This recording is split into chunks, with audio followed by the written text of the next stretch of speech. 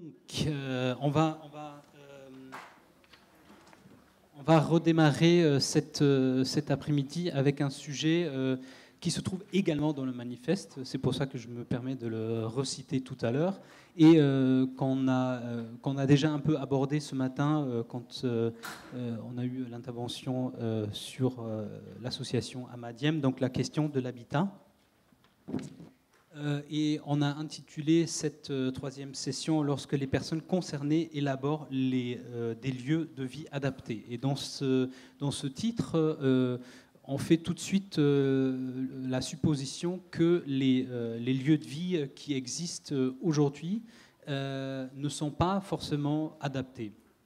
Donc on peut se poser la question pourquoi ces lieux qui existent aujourd'hui ne sont pas adaptés. Est-ce que c'est des locaux qui ne sont pas adaptés? Est-ce que c'est peut-être des personnes qui travaillent dans ces établissements parce que peut-être ils ne sont pas formés, assez bien formés aux particularités de la maladie, d'une maladie neuroévolutive? Est-ce que c'est le type d'activité, par exemple, qui est proposé dans ces lieux? Donc, par exemple, on peut penser à l'activité classique, le bingo, qui est peut-être pas une activité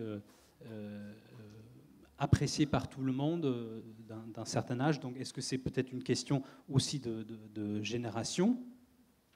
Ou si on reprend donc le manifeste sur la page 4, on a parlé donc de cette question. C'est entre autres pour ça que M. David est là aujourd'hui. Dire la maladie neuroévolutive pose problème car dans la représentation des personnes qui ne la connaissent pas, elle est souvent liée à une question de l'âge.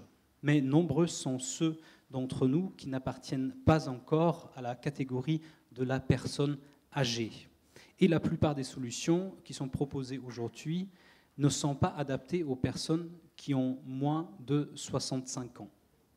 Il n'existe pas, pour certaines maladies comme le Parkinson, des structures adaptées pour loger de manière pérenne des malades isolés plus jeunes, pour faire cohabiter en EHPAD des moins de 60 ans dépendants avec des personnes très âgées dépendantes n'est pas une solution acceptable. Et je pense qu'on va avoir l'occasion de parler des alternatives qui existent quand même déjà aujourd'hui. Et pour ça, donc, je vous présente les personnes qui se trouvent à côté de moi. C'est à la fois Jackie David, qui est responsable du pôle Habitat de l'association France Parkinson, qui est également membre du collectif évolutif, donc qui a participé à l'écriture du manifeste. À côté de lui, Cécile Rosenfelder, qui est sociologue, qui a fait une thèse, je vais reprendre le titre exact, qui a fait une thèse en sociologie à l'Université de Strasbourg, les habitats alternatifs aux dispositifs gérontologiques institués, qui va nous présenter un peu le travail qu'elle a fait.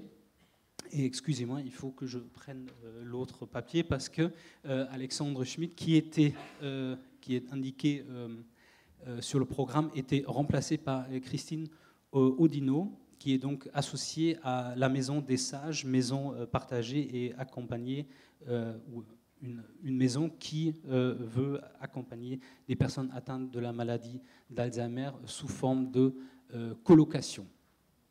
Et donc on s'est dit que ça serait Cécile qui commence, donc je vous laisse prendre le micro peut-être.